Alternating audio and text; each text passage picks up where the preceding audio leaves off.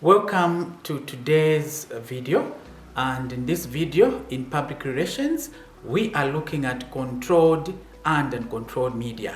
Controlled and uncontrolled media.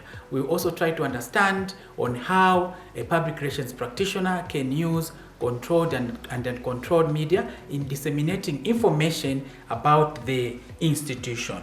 Now, when you talk about controlled media, so these are methods that are paid for by the sponsoring organization, which maintain control over when and how the message is delivered. So we are referring to you as a public relations practitioner who is going to be in charge of the information that you're going to disseminate to members of the public. It is called controlled because you are in charge of the content.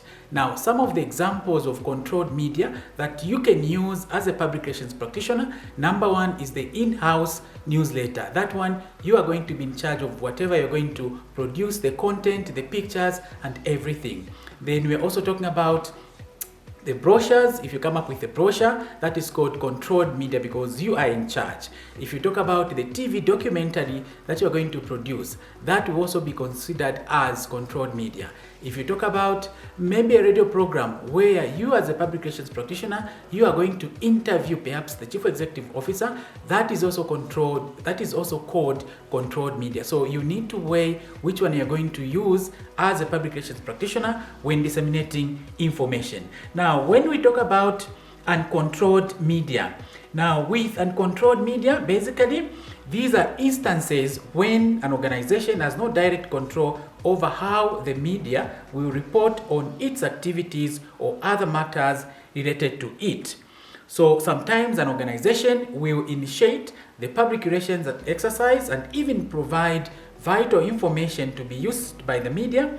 In other cases, the media will report as they wish. Now, with uncontrolled media, you as a public relations practitioner, you will be in charge. You can initiate maybe a public relations activity. You invite the media for a tour. You take them perhaps to Siavonga, where you provide almost everything. But when they come back from Siavonga, they will be in charge of the content. You have no control of what they are going to publish. So that becomes uncontrolled. Then we also have, when you issue a press statement, that press statement, you take it to the media, you will have no control of what they are going to, how they are going to use it. So they will be able to control the content. Then we also have a press conference. You will invite the media for a press conference and you will give them the information. But at the end of it, or what they are going to publish is basically what they will decide.